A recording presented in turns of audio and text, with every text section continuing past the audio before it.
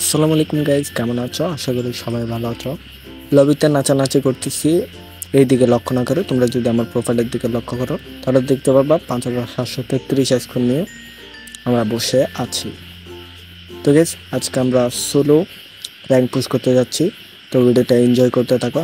তো বরাবর তো আমরা ল্যান্ডিং করে বলি পিক, আমরা নামতেছি, এটার দিকে খেয়াল না করে তোমরা যদি আকাশের দিকে লক্ষ্য করো তাহলে দেখবে আমাদের সাথে অনেক এনিমি চাষারা নামতেছে। তো এনিমি চাচারা নামার আগে আমি কি গানের উপর নামতে পারবো?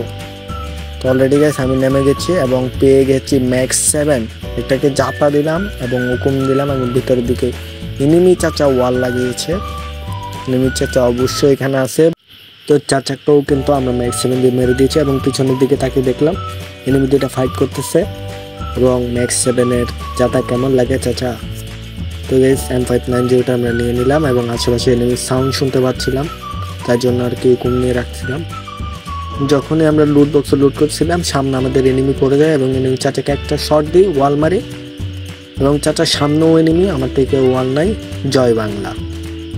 ঠিক আছে, সমস্যা নাই, যেহেতু সোলো আমরা আবারও রিভাইভ পাবো। তো এনিমি চাচাদের মারার উদ্দেশ্যে আমরা আবারও ল্যান্ডিং করতে যাচ্ছি পিকে। নিচে নেমে দেখে একটা গানও নাই। এখন যদি এনিমি আসে তো আমার জয় বাংলা হয়ে যাবে। তো তাড়াতাড়ি করে একটা গান খুঁজে নিই। আমি ভিতরে ফাইট চলতেছে, ফাইটে এঙ্গেজ করতে হবে। তো একটা উডপিগার পেয়ে যায়, কোনো শর্ট রেঞ্জের গান তো পাই নাই, তাই জন্য আর কি রাশ করতে যাচ্ছিলাম না। কিন্তু সামনে কয়েন থাকে, আমি পকেট থেকে একটা MP5 নেওয়ার চিন্তা ভাবনা করি। যেমন ভাবনা তেমনই কাজ, একটা MP5 নিয়ে নিলাম এবং কি ঘরের ভিতরে রাশ করার জন্য প্রস্তুতি নিচ্ছিলাম, যেটা MP5 হাতে পেয়ে গিয়েছি। তো ব্রো কই যাবা ব্রো?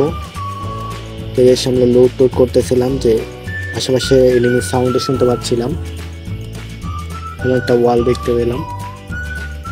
সামনের দিকে আগানোর আগেই আমি এনিমি সাউন্ড শুনি এবং হুকুমটা নিয়ে নিই এবং সামনে আমার লুট বক্স হয়তো M590টা আছে, তো M590টাও নিয়ে নিলাম এবং এনিমি চাচা দেখতেছি আমার সামনে। ব্রো এক শট ওয়াল ক্রোনো। গাইস আমার হিলের অবস্থা দেখছো গাইস? তো গাইস এক শট দুই শট অ্যান্ড এনিমি চাচা শেষ। লবিতে চলে গিয়েছে রে ব্রো। M590 কিন্তু দুইটা শট কানেক্ট আমি করে দিয়েছি। যদি একটা শটও আমার এখানে মিসিং হতো তাহলে কিন্তু আমি সোজা লবিতে চলে যেতাম। তো গেছে এনিমি সাউন্ড আশেপাশে শুনতে পাচ্ছিলাম, তাই আর কি একটা ওয়াল মেরে দিলাম এবং আশেপাশে এনিমি সাউন্ড শুনতে পাচ্ছিলাম যেমন। তো গাইস এই দেখো আমার সামনে ব্রো ডাবল ভেক্টর নিয়ে রে ব্রো, কিন্তু M590 সামনে ডাবল ভেক্টর কিছুই না। তো ব্রো দুইটা শট খেয়ে কিন্তু ব্রো আবার লবিতে চলে গিয়েছে এবং আশেপাশে নিয়ে আছে কিনা তাই নিয়ে সন্দেহ ছিল, তাই আর কি হুকুম নিয়ে এখনো ঘোরাফেরা করতেছিলাম। এবার আমরা একটু দৌড়াদৌড়ি করতেছিলাম যে আশেপাশে হয়তো এনিমি পুরোরা রয়েছে কিনা এটা দেখার জন্য আমরা আশেপাশে একটু ঘোরাফেরা করতেছিলাম, কিন্তু কোনো এনিমি চাচাকে আমরা পাই নাই। তো বিকে আমাদের অলরেডি 33টা লাইভ এবং সাথে 5টা কিল, কিন্তু উপর থেকে একটা সেন্টনি ক্যারেক্টার দিয়ে নিচে নামছিল। বুড়ো আবারও মায়েরকে উপরে চলে গিয়েছে বুড়ো, কিন্তু ওরা তো মারতেই হবে। কেমনে মারতে হবে, যেহেতু সেন্টনি ক্যারেক্টার এটা অনেক প্যারা দেয়। তো একটা পোর্টাল কেনার চিন্তা ভাবনা করছিলাম, কিন্তু কয়েন নাই আর পোর্টালও এখানে ছিল না বেন্ডিংয়ে, তাই আর কি আশেপাশে ঘোরাফেরা করছিলাম যে কয়েন খেয়ে যদি একটা পোর্টাল কিনে যেত, কিন্তু বেন্ডিংয়ে কোনো পোর্টালই ছিল না রে ব্রো। তো গাইস আমরা যখন একটু পিক থেকে সরে মুভ করার চেষ্টা করছিলাম তখনই কিন্তু এনিমি চাচা আমাদের মারা শুরু করছিল। ওই বুড়োটা যেটা সেন্টনো ক্যারেক্টার দিয়ে নিচে নেমেছিল, সেই বুড়োটা কিন্তু আমাদের অলরেডি হিট করেছিল, কিন্তু আমরা তাকে মেরে যাব না, তার সাথে ফ্রেন্ডশিপ করে নিচে নামানোর চেষ্টা করলাম, কিন্তু বুড়ো তো আমাকে মেরেই ছাড়বে।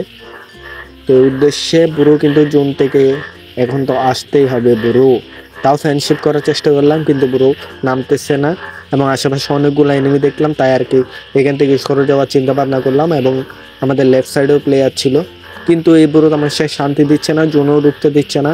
প্রায় লাস্ট জোনের কাছে অলরেডি আমাদের টানাটানি শুরু করবে লাইভ বুড়ো।